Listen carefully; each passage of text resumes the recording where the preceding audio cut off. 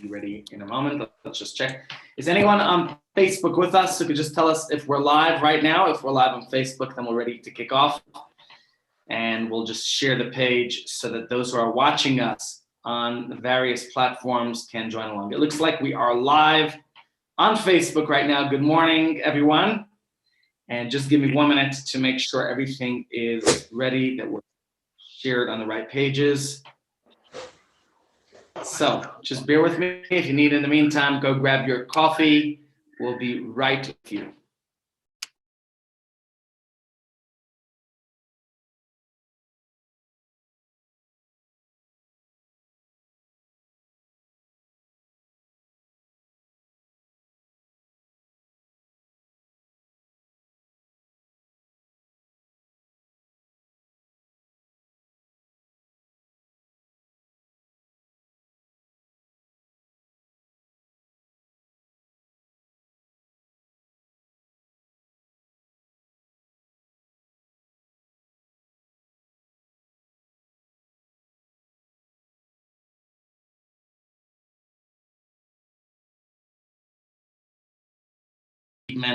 And it's wonderful to see everyone today. Today's special shir in honor of Tu B'Shvat is called A World of a Difference, What Impact Do I Make? And I would like to announce that today's shir is sponsored in honor and loving memory of Alex Maraney. Many of you remember Alex. He was a good friend. He used to come to our Chabad seniors programs, very involved.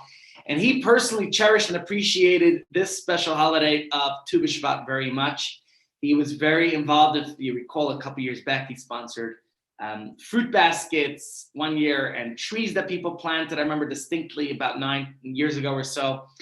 And more recently, this was a holiday that he really cherished. He enjoyed the idea about Tu B'Shvat. So let's talk a little bit today about Tu B'Shvat. If anyone has any questions at any point, feel free to message me, and I'll be happy to address your questions. Gives us great insights on the matters that were discussed. I also just want to say this because I have just a moment, ladies and gents, always little glitches. Here we go. Okay. So just talking about Tu B'Shvat today, and we know that if you were at, obviously no shul today, but if you davened at home this morning, you did not say Tachnan, and if you didn't yet daven, you still can. It's not a problem. It's not too late. It's never too late. Even though the time of prayer, the Zman Tefillah already passed, but certainly if you haven't done so, just know that you can catch up on your davening. You will not say Tachnan, or when you daven today, also no Tachnan. What is so special? What is unique about Tu B'Shvat? Well, let's talk about the idea of what does Tu B'Shvat represent. In the land of Israel, back in the times of the temple, people had to tithe from their fruits. In fact, yesterday we spoke a little bit about tithing, or the day before in our shir, and the idea and the relevance about tithing, very important. But in Israel, you had to know which produce do you tithe from. So the rule basically was, what was an agricultural year from Tu B'Shvat to Tu B'Shvat? Because the rain in Israel it starts to fall in the Sukkot time, which is autumn in Israel. And now is by Tu B'Shvat, that's when all of the rain, the water saturated the soil, the ground, the earth, the seeds, everything has been saturated with the water, and it can grow plushly. So anything that was harvested before Tu B'Shvat was considered last year's produce, but anything after Tu B'Shvat is going to be this coming year's produce. So this is a fascinating holiday, and there's a lot to talk about. I want to go a little bit deeper than just talking about the festival as a New Year of trees, but what is its relevance to us as well? And as we've been doing here in these classes lately, we're going to dissect some interesting teachings from the Hasidic philosophy, as was elucidated by the Rebbe. And he shows us how Tu B'Shvat, this festival today, is not just about eating fruits. Of course, we eat fruits, specifically the fruits in the land of Israel, and those who are receiving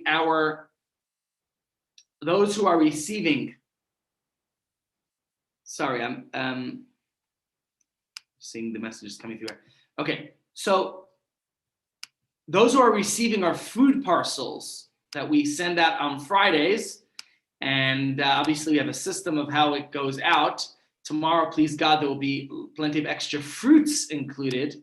That was sponsored by the Morani family in honor of Alex. So again, this is something to honor something by the Morani family to remember Alex Morani and his cherishment of this particular day. So celebrating Tu B'Shvat. It's a day that you eat fruits today. Well, very nice. We particularly eat the fruits of the land of Israel, not only the fruits from the land of Israel, but we're going to try to eat fruits that we haven't had this season. And you're going to make a bracha of Shechianu to honor the occasion.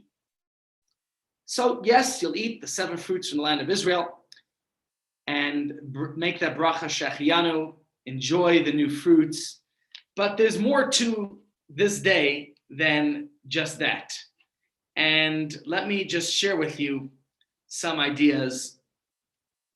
Just a moment, guys. Sorry, I'm getting inundated. Messages coming through, and it's like it's like a lot happening here at once. Just a moment. Let me just do this. Okay. Let me just close this off. All right, ladies and gents, I apologize. I'm only going to attend to the messages at like a particular interval. This way we can remain focused on the class at hand. And one more thing I'm going to do is I'm going to hide my video panel because it's possibly causing more distraction that I can't see what I'm doing. Hide floating. There we go. Okay. I did prepare particular slides to make the share interesting, and I just need to make sure I could focus and give you those slides so you can see everything going on. All right, ladies and gents, so we described how today is Tu B'Shvat, and you're making the bracha Shechianu, we're celebrating the new year, and in fact, it's a particular fruit that some people like to eat, which I'll get to later on in this year today, is carobs, or also known in Yiddish as bakser. So what is the significance of these fruit? Why are we making blessings on them? What is it all about? Join with me on a little journey today. And what I'm going to share with you are some interesting insights about Tu B'Shvat, not just related to the fruits, but also the importance of it in our lives. Because obviously trees play an important role in our lives. All trees produce oxygen, they reduce carbon dioxide in the atmosphere. Trees are also important components of the natural landscape because of their prevention of erosion and the provision of a weather-sheltered ecosystem in and under the foliage. So we all benefit from trees in the form of the wood they provide. Or I've got books in front of me here that I'm going to read, different texts to you from. And these books, certainly, the paper is coming from wood, obviously coming from trees. So there's a lot that we benefit. Think about our homes, many homes built from wood. Furniture, this desk that I got in here that we're using right now. Firewood, you name it. We benefit plenty from wood in our lives. And certainly wood plays an important role. And therefore, let's talk a little bit about the role of wood, the role of trees, and their significance.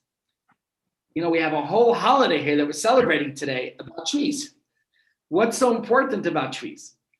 And obviously, it's not just the physical, mundane aspect of the tree, but there's a special spiritual connection of trees to our lives that, in fact, the Torah tells us that man is compared to a tree. We read the verse, Ki ha'adam eitz hasada. Man is like a tree in the field.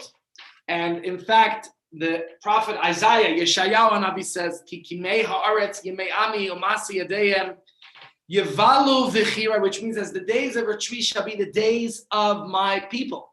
So we as a Jewish people, not just every human being is compared to a tree, but there's a specific reference to the Jewish people comparative to a tree. My kids were telling me last night when we sat down for a couple of minutes around the table enjoying some fresh new fruits in honor of Tu B'Shvat, they were telling me that they grow like trees, and we all certainly do. And I think, and I'm sure that plenty of you can share with me lessons of how you think we are connected to trees. And in the shir that I prepared for today, we will discover lessons from the tree that hopefully will give us some more of a spiritual boost in our lives. And that's part of the reason why we're talking about trees today and the relevance, the importance of trees in our lives. So let's buckle up and let's take a little bit of a closer look at the importance of trees and the message that the trees tell us. The Torah says, man is like a tree of the field. What is our affinity with the botanical universe? A couple of years back when we used to run, well, a couple of months back, well, it's probably about a year ago that we last had our trip. But when we used to run our programs here at Chabad House, the seniors program, we didn't just have daily shiurim and meals and various social activities. And one of them was we had some outings. And in fact, a couple of years back in Tu B'Shvat, we took a little trip out to the Walter Sisulu Botanical Gardens. Wonderful place. Get to see all types of great botany and the trees and learn about them and read about them. It's really wonderful. But the Torah is saying that man is like a tree in the field. What's the comparison between people and trees? Do trees have feelings like we do? What's the connection? Can they talk or walk or think? Why in the world is the human being compared in the Torah's imagination to a tree? What relevance, what connection is there between a tree and us? So what do you think? If anyone wants, you can put your thoughts in the chat box. Now's a good time to put your ideas in the chat box, or you could unmute yourself and tell us, what's the comparison between a human and a tree? And truth be told, while we might look different than trees, there are many things that we could learn from a tree and that we could internalize in our own lives that I want to share with you. The comparison between a tree and we. So let's talk a little bit about trees and us. Let's explore a little bit the makeup of a tree, okay? So here we're gonna go. A tree's primary components are, we look at the bottom of the tree, we have the roots, right? The roots anchor it to the ground. They supply it the water and all the other nutrients that the tree needs in order for the tree to survive, in order for the tree to grow, in order for the tree to thrive. What's the next step? The next is the trunk. Trees are made of branches, of leaves. That's the body of the tree. And next, of course, we have the fruit of the tree. Geschmack. The fruit is harvested. It's enjoyed by humans, by animals. We all enjoy the fruits of the tree. And those fruits contain the seeds through which the fruits then can reproduce themselves. We can get more trees and more fruit and grow and prosper and regenerate. And that's the makeup of your tree. That's the typical tree that you got here. This is the makeup of a tree. I'm just noticing I have a different set of slides that I edited on a different computer. So unfortunately, you don't have the latest version of my slides. It's on another computer. Anyway, that's a little bit of my realization now. But whatever the case is, we see that the Torah compares us to trees because us human beings, we also are comprised of the same three components. We have roots, we have our body, and we have our fruit. And this comparison holds true on three levels: psychologically, chronologically, and spiritually.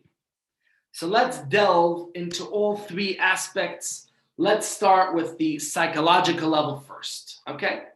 On a psychological level, the roots of the tree, of course, you realize they're buried underground and they're mostly invisible, okay? It represents the subconscious layers of the human psyche. which are, of course, for the most part, invisible. Now, just like the roots of a tree, the composition, the breadth and the depth of the human subconscious are disguised, and it constitutes the roots of all the manifestations of the human self. So this is the roots buried underground. It's the subconscious, and that's the roots of our expression. Let's move on to the next level, psychological side, okay? The body of the tree, the subconscious, the conspicuous manifestation, the outer element of the expression of the roots, that symbolizes the conscious personality of the human being. The way we describe our existence consciously to ourselves. It's the person you think you are, the person you think you know. So this is the body, okay? That's the manifestation of the roots. It's our conscious personality, the self that you're aware of, the self that you know. And finally, let's look at the third element, the psychological side, okay? The fruit of the tree, which is harvested and it's consumed by others, everyone to enjoy. That represents the impact that we have on the lives of the people who are around us. That, it embodies our ability to plant a seed in another human being, to see it sprout, to grow, to bear fruit. I'm not just talking biologically. We're talking here the psychological aspect of the fruit, how we could really grow beyond ourselves. And so on a chronological level, which is the third aspect that we're going to talk about right here, on the chronological, all right, ladies and gents, let's make a shechianu, let's make a bracha borei pia eitz in a moment. Thank you, Rabbi Masinter. It's a good way to celebrate Tu B'Shvat. Right here, nice fresh fruits, figs. How do you like that? So here is the next level. On a chronological level, the roots represents our childhood years, when our subconscious convictions and feelings are being molded, which is why it's important that we invest time and energy into ourselves and into our children. It's so important, and it's a most noble and critical endeavor to invest in it. So this is the chronological level.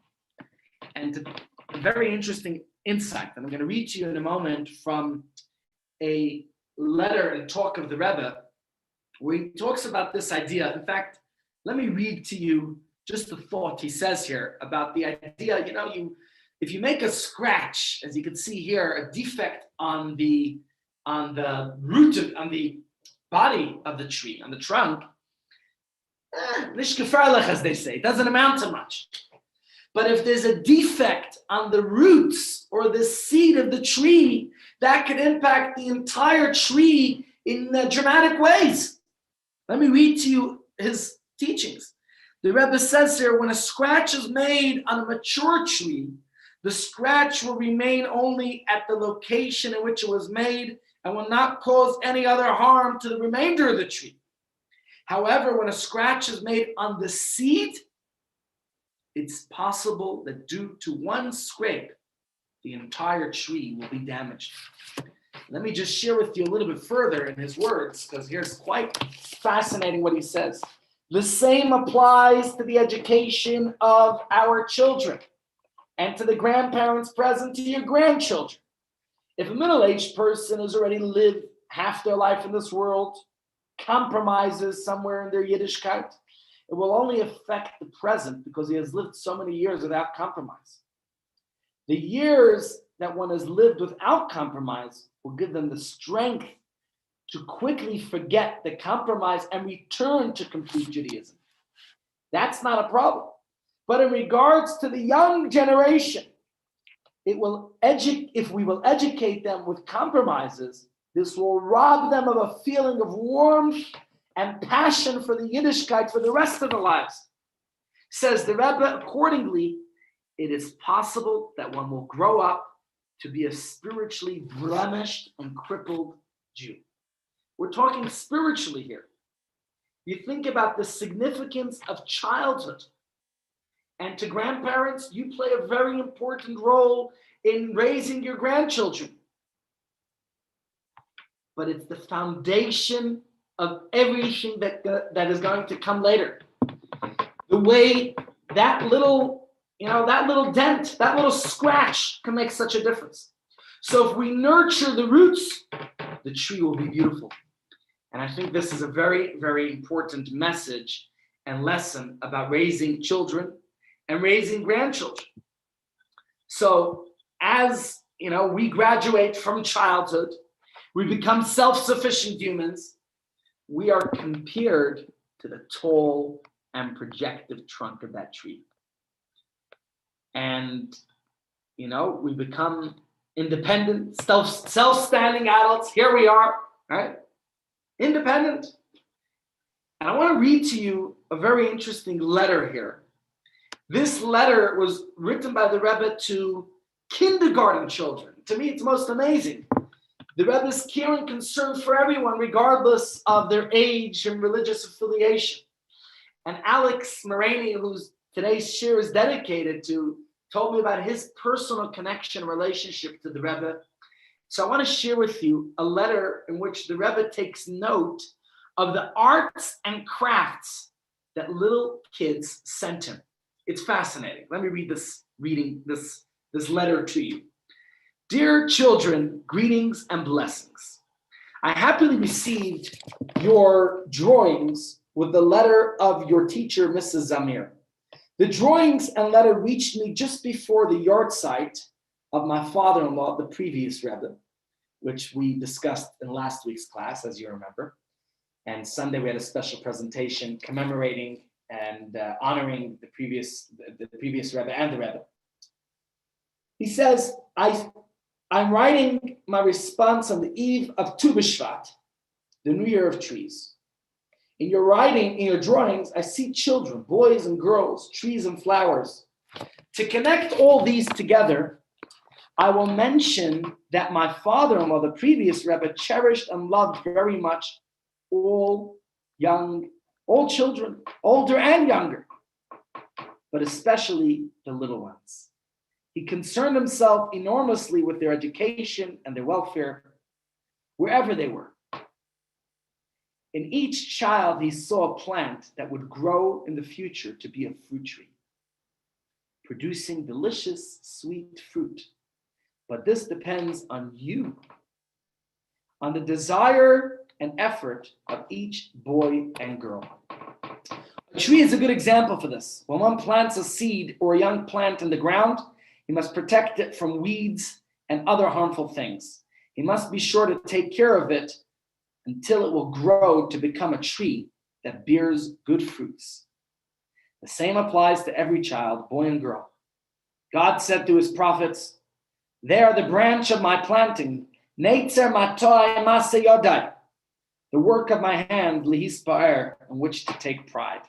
The Creator may be blessed, planted within each of you a holy soul and a neshama, which is an actual part of God. It is your responsibility to protect the godly seed from bad and harmful grass, meaning bad friends. As you must give it water, the Torah is water, a Torah of life, and its mitzvahs that gives us life. Then God will give and give again his blessings, that you should succeed to grow into trees and bear good and praised fruit. Your parents and teachers will be happy. The Jewish nation will be proud and beautified. With blessings for success and good news, and he signs his name. I find it just fascinating the way the Rebbe would address young children and speaks to them, in a way that one speaks to children. So here we got it, the aspect of the idea how we're compared to trees. And as we grow older, this letter was addressed to young children. But if we think about ourselves as we grow older, and we become leaders, we discussed what it means to be a leader last week's class, if you recall. A leader is not just the rabbi, the rebbetzin. A leader is not just people who are in charge of organizations. You are a leader. Every single one of us is a leader in our own right, whether it's in our circle of influence, whether in our friendships, whether in our family. Each of us is leaders. And so in our position of leadership, in whatever way, bearing fruit is not only about having children. We're talking about bearing fruit when you teach, when you inspire, when you influence another. You are thereby bearing fruit. You're making a difference.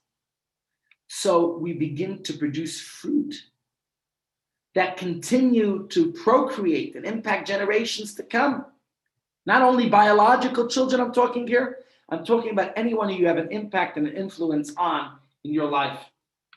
And so if you think about what was the Torah's command when it talks about having children, it says, be fruitful and multiply. This is the idea of having fruit, of multiplying. You teach, you inspire, you influence, you give tzedakah, you help others. That's all bearing fruit in many ways. So, to summarize, on a spiritual level, the roots represent our faith, our source of nurture and perseverance. And this is another letter that I want to read to you very quickly. He says here, trees are made up of 3 general sections: roots, trunk, and fruit, which we discussed. Roots are concealed from the eye, but they hold the main vitality of the tree. Furthermore, the roots are what keep the tree standing strong. With strong roots, one need not worry that strong winds will uproot it. So the first thing we have to realize is the strength of the roots themselves, how important that is, why we described how it's just a dent on the root, what a detrimental effect it can have. The second thing is looking at the trunk. The trunk is the larger bulk of the tree. As time goes on, it will get wider with more branches and leaves, and it's specifically from the trunk's width that we can actually know the age of the tree. And thirdly, the ultimate completion of a tree is when it bears fruits. For in the fruit there is the seed, which will be planted to grow new trees, generation after generation. So when the Torah tells us that man is like a tree in the field, what does it mean? It implies that in many details, a person is similar to what we see in the trees. And let's look at those aspects. I'm reading a letter to you, and I put it on the screen so we could dissect each of the aspects of the letter. Number 1 is the roots. Roots, this is the faith. With faith, one connects to the core and source of their life, which is, of course, Hashem, Creator.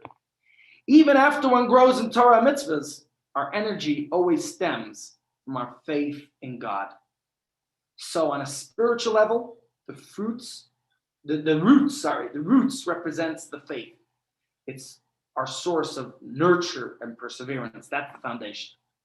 Let's go to the next part. We know that without the roots, the tree can't survive, right? So now we have the same thing, faith, just like the roots. It's the foundation of life. Our belief in the essential. The letter's not on the screen. No, it's not. It's not on the screen. I'm sorry, Sybil. The letter is in front of me. It's not on the screen. I have the letter in front of me, and I'm reading and paraphrasing as I go on. Okay. Thanks for that. Unfortunately, I couldn't put the letter into here. But regardless, the point is our belief in the essential spirituality and meaning of life is the foundation of our entire tree. It's our unbreakable conviction in God, connecting the very essence of our core and being. And I'm not going to go through the whole letter. I'm just summarizing the ideas that are expressed within the letter. Okay? When we talk here about from our faith stems the trunk of our understanding, from which our feelings, our motivations, and our deeds branch out. The trunk is the visible body of our spiritual lives, our intellectual, our emotional, our practical achievements. That's all the trunk of the tree. When we study Torah, when we observe and follow the mitzvahs, when we behave ethically, morally, but the true extent of faith, it's not something that people see. That's concealed from others. It's actually even concealed from ourselves.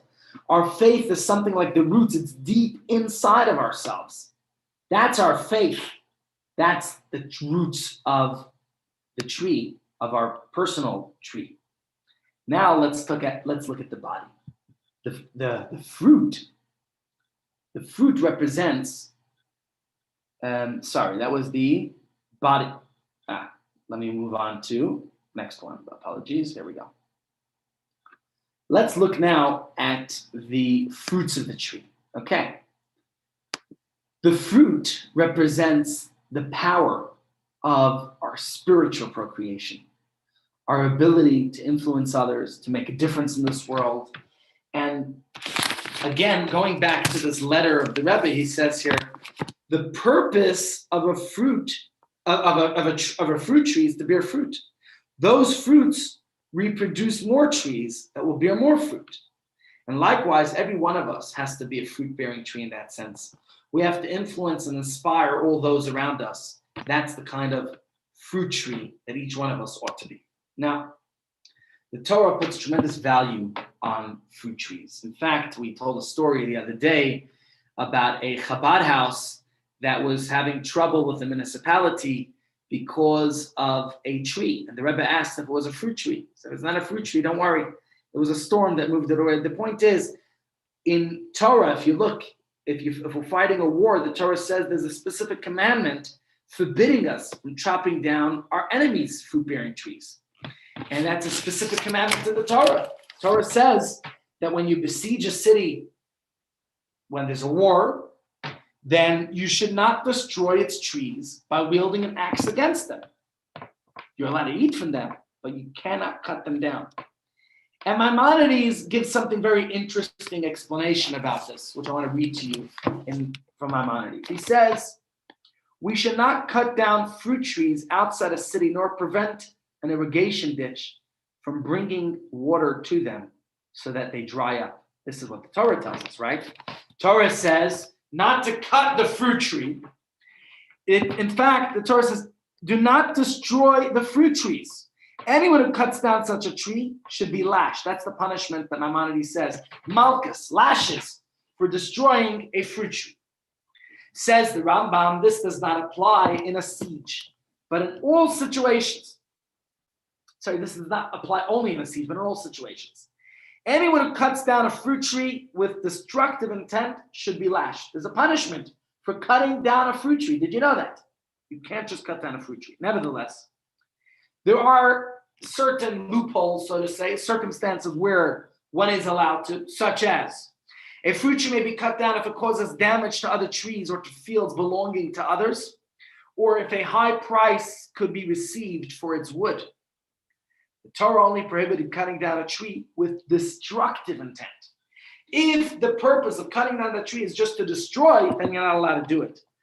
It's permissible to cut down a non-fruit-bearing tree, even if it has no need. You just want to cut it down, you're allowed to. But when it comes to a fruit-bearing tree, only if it has no purpose. Only if it is destructive. So on a deeper level, the reason for the Torah's specific emphasis on a fruit tree is because it represents the most important aspect of being a human being, of being a Homo sapien, of being a Jew. That is, what is the purpose of a fruit tree? To give to others. Our purpose will not be fulfilled if we are just being hermits. I know we're in quarantine, some of us. But quarantine doesn't mean that you're completely isolated from society. It doesn't mean that you have to be hidden away.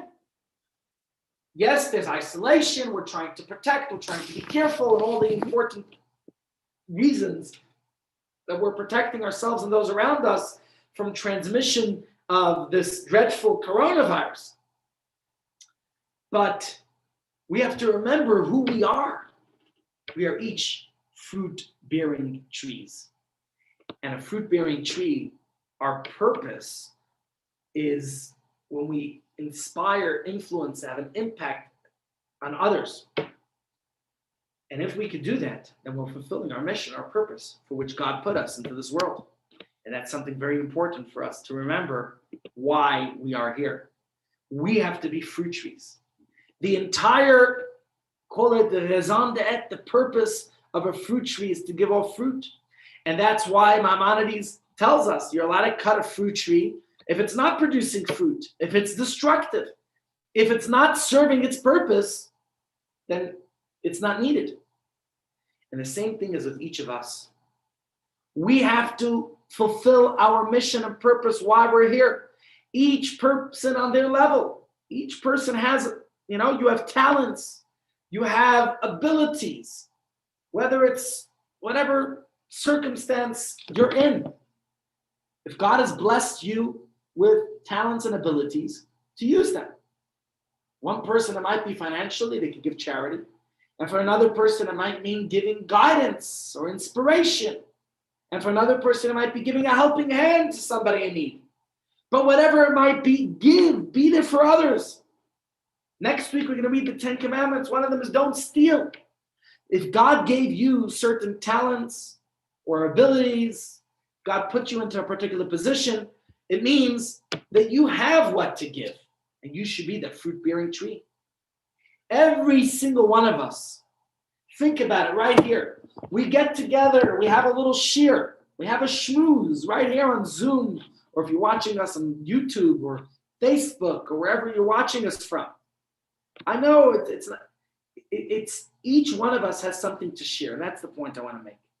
We acquire knowledge, we learn together. Let's share that inspiration. Don't hog it for yourself. If you've learned something, share that inspiration with another. The Rebbe would say, if you know Aleph, teach Aleph. Teach someone else what you know. Maybe it's a conversation with a coworker. Maybe it's with your boss. Maybe with an employee. Maybe with your grandchild. Maybe with your brother, with your sister, with a relative. If you're lucky to have parents, with your mother, with your father, with a neighbor, with a friend. You go out for lunch. Don't let it just be lunch. Add some Torah to it. Make it meaningful. So every time we share a Torah thought, every time we inspire and influence somebody else to grow in their Yiddishkeit and their closeness to God, then we are producing priceless fruits that are going to last for an eternity. And after all, isn't that our purpose? Isn't that what it's about? Right? So let's now, we can understand, hopefully, the meaning of what the Torah says here. In fact, the Gemara says a very interesting thing. Whoever teaches someone else Torah, it's as if it's your own child. So hopefully we can understand what the meaning of the Torah statement that each of us is like a tree in the field. That we operate on these three levels. There is who we are, the roots. There is who we think we are, the trunk. And there is who others think we are, which is the fruits.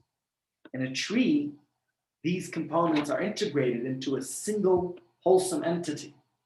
And our job, the Torah is telling us, is to integrate these components of our tree so that our roots, our bodies, and our fruits all become one, and one integrated as well in our lives. So the question I ask you is, in what ways, knowing yourself, you know yourself better than anyone else, in what ways are you a tree of the field? Think about this question, ponder it, and let's talk a little bit more about this idea.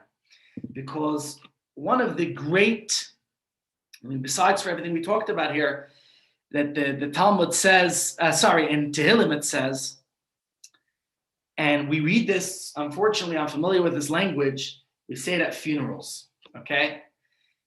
Yamav ketzel over. Our days are like a fleeting shadow. What does it mean our days are like a fleeting shadow? The Gemara talks about this. And the great sage Rav Huna, he explains that this verse in Tehillim means that there are 3 types of shadows. Of course, there's many commentaries, but this is an interesting one from the Talmud that I wanted to share with you. He says there's 3 types of shadows you encounter. One is the shadow of a bird. Think about birds. A bird just flies by very quickly, casts a shadow for a moment. You know, I would have said a plane, but we don't see very many planes these days. Okay, so the bird flies by and it's just a fleeting moment. That's it. The second shadow is one like a wall. A wall casts a shadow. It has some permanence, right? Because in the early morning hours or in the late afternoon, by the wall, there's a nice, good shadow. But during the heat of the day, at midday, when the sun is shining right down directly, there is no wall shadow. Doesn't exist. And finally, there is the shadow from a tree. What's significant about the shadow of a tree? It's consistent. Throughout the day, it's always there. The tree's shadow is always, always present. It's there all the time. So what does Rav Huna tell us? If only life would be like the shadow that's cast by a wall or a tree. But instead, he says, for most human beings, our shadow is more like the bird. Yamav kitzel over. The shadow it's a fleeting shadow. What does it mean that it's a fleeting shadow?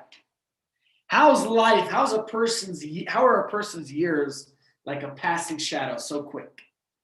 And in fact, his words, let me quickly pick it up in the Gemara, says, the halavai ketziloi shekos. If only we'd be like the shadow of a wall. What does this mean? Why, if only we would be like the shadow of a wall? What do you think? How are our days like the fleeting shadow of a bird, which obviously is moving, it's never stationary? Says Rav Huna that our days are, although they're few, they still have some degree of continuity, of permanence. You know, people get old, please God, live 70, 80, 90, 100 years, whatever it is, Canaan Hara. One of the old men who used to come to our program was over 100. He used to tell me the best part about being his age was no peer pressure. But even in our days, that, you know, why is he comparing it to the fleeting shadow of a bird, even if a person's living that long? And he says, halavai, we should be like a tree and not of a bird. Why do we want our years to be like that of a tree? So how do you understand the shadow of trees? What's the significance of the shadow of a tree that the Gemara says we should strive to be like the shadow of a tree? And for that, let's try to analyze the difference and understand it. The message is very simple, but it's profound. The 3 types of shadow represent 3 very different lifestyles. There are people who generate the shadow of a bird. There are others who create the shadow of a wall. And there are other people compared to the tree and its shadow. Every human being, every single one of us, we leave an impact in this world. Each one of us casts our own inimitable shadow on our world. How's that expression go? Life is a powerful play, and you contribute your verse, every single one of us. We each contribute our note to the ballad that we call life. The question, my friends, is how profound, how real is our impact? Will my shadow be one like a bird, a wall, or a tree? Which one will it be? We're going to stay here until we figure it out. Let's try to figure out. Let's discuss what this means. So Rav Huna, great sage in the Talmud, tells us that there are those individuals whose lives can be compared to the passing shadow of a flying bird. The bird flies and the shadow flies with it. This represents an individual whose impact is fleeting, gone, finished. They may live for many years. They might spend decades building up a business or a company, but it could just go down the tubes without lasting very long, without any, what value did it make? The person may have been very, very busy, very busy all their life, but without a true eternal dent in anything.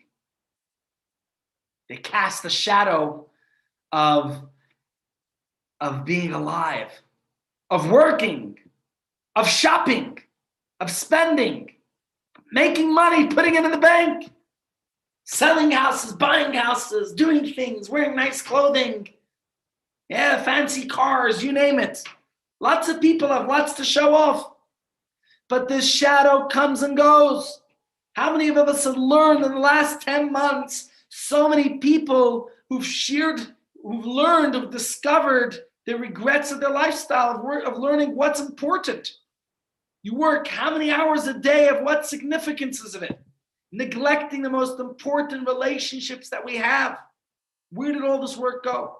What did I invest it in? It's a question I ask myself all the time. It's very important that we ask ourselves this question. And then we have another category of people that we could compare to the shadow of a wall. A shadow of a wall has some permanence. It's seen during the early hours of the morning. You see it in the late afternoon. But in midday, when the sun is directly upon it, the impact of the wall fades. There's no wall shadow. And these are people who leave an impact when there's no major heat, when no big deal, right? No, the sun is not directly, no big deal. Then they can make an impact. Then they could give their shadow. When there's not much action going on. But in the morning, the evening, when they're young, when they're old, but in the middle of their life, when things are busy, when as long as the sun in their life is burning hot, that's it. They're too caught up in themselves. They're not worried about others. When are you coming home, Dad? My kid asks. What do I say? When the sun begins to set, when I get older, when I finally make it, after I retire, I'll have time for you when I'm in the nursing home. My friends, the message of the wall is now. There's no better time than now. How does the Mishnah tell us? Somebody recently told me in life we get different types of balls. There are rubber balls. If you drop them, they'll come back. And then there are glass balls. If we drop them, they'll shatter. You have to know, only each of us knows ourselves which balls we're holding. Because the balls that shatter, they're not going to come back. You be careful about that. Says the Mishnah, if not now, then when? It's a very important message for us to remind ourselves. If not now, when?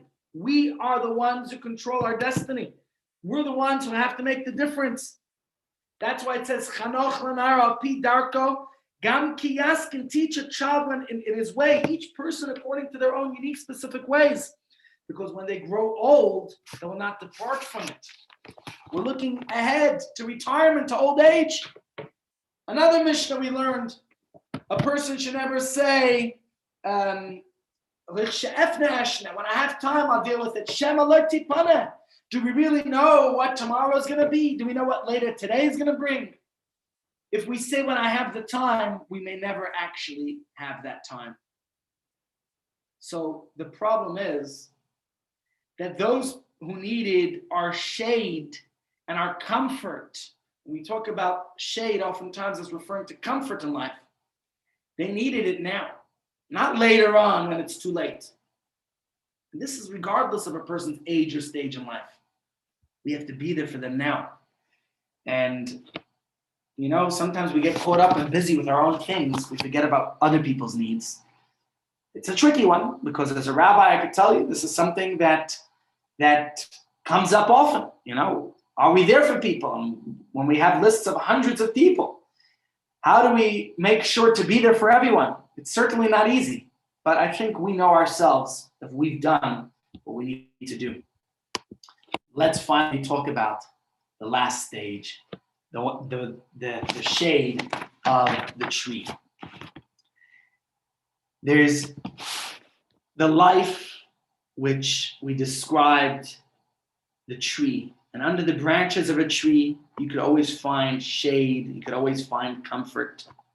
Whether it's morning, whether it's midday, whether it's evening, the tree always gives its shade. It's always casting its healing.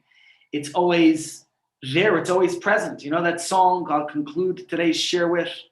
Ilan, Ilan, kama avorechicha. No voice for singing today, but the story of that tree is that a man is traveling and he takes a rest under a tree. And he asks the tree, with what should I bless you? You gave me pleasant water. You gave me delicious fruit. You gave me wonderful shade. I can't bless you with those things for you already have them. But you know what I will bless you with? Shekol netiyois.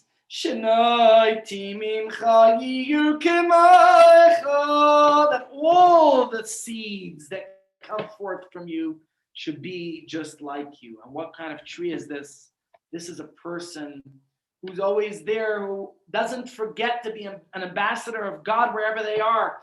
When I left Israel once, I remember seeing a sign outside the airport that says, Bechul, outside of Israel, Kulanu Shagririm, we're all ambassadors. Indeed, that's an important message for all of us, that we're all ambassadors. No matter where we find ourselves in life, no matter what stage, whether the sun is rising or it's fully aglow or the sun is setting, whatever it might be, we never fail to be a leader, to serve as an agent of love, of hope, of trust, to be there for those around us.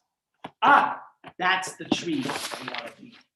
To be there for our loved ones, to be there for our community, to be there for our nation, to be there for the world. That's the tree we have to strive to be. And the Gemara tells the story about Choni Hamagel. You know the story, Rip Van Winkle?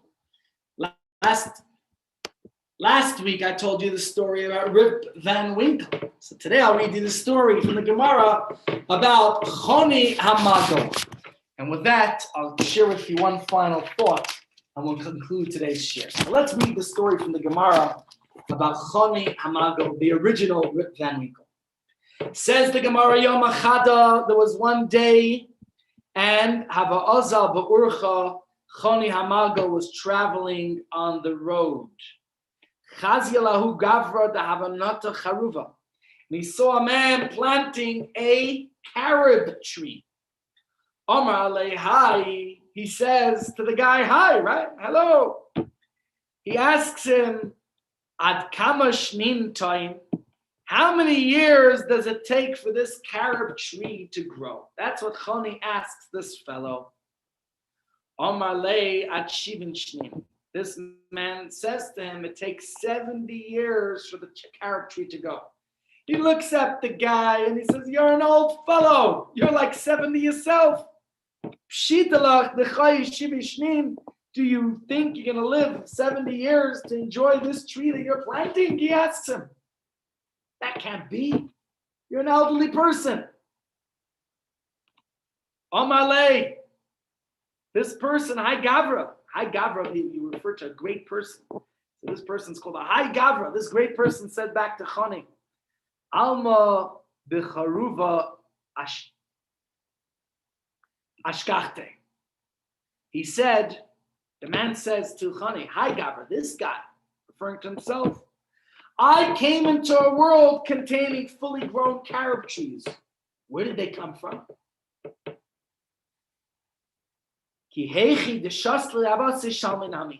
Just as somebody planted it for me to enjoy, so too I will plant it for others to enjoy. My friends, here we see, what do we learn? What's the message? Choni Amagal was teaching us that you and I, each one of us, are planting something in our lives, not just for ourselves, but for our children, for our grandchildren, not just the biological ones, for the generations to come.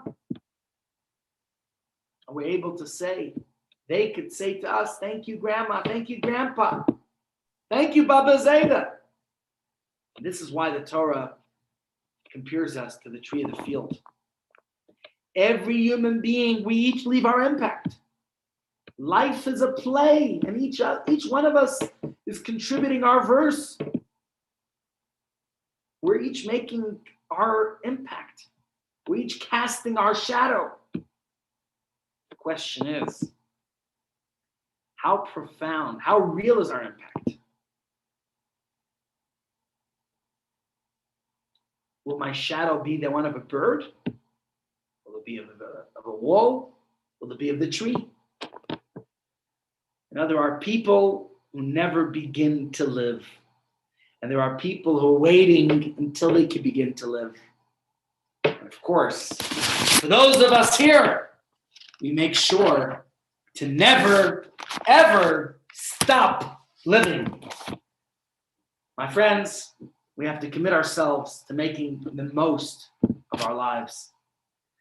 An unproductive human is the greatest oxymoron that could possibly be. Let's learn from the tree as we did today. Let's devote our lives to give, to grow, to accomplish, and actually make a difference in the world, as the Zohar says, V'chol yoyma v'yoyma avi davidete. Every single day has its work to be done. Each one of us has a difference to make in the world. Now let's go ahead and make that difference. To all those around us and to ourselves, let's make the difference. Any questions? Yasher koach, friends. Have a wonderful day. Thanks for joining us today. And sei gesund. I do see there's some questions here. Let's quickly see what they are. Okay, now I think I dealt with all of them. All right. Thank you, Rabbi Kievman, and Freilichen Tu B'Shvat. Thank you, everyone. All the best. Sei gesund. Much appreciated. Good seeing you all today. A freilichen Tu B'Shvat. Rabbi Ari. Yes, Andrea. How's it? Hi. Yes, Andrea. I'm just saying hi. I'm so happy to see you. How are you feeling? How are you doing? I'm sitting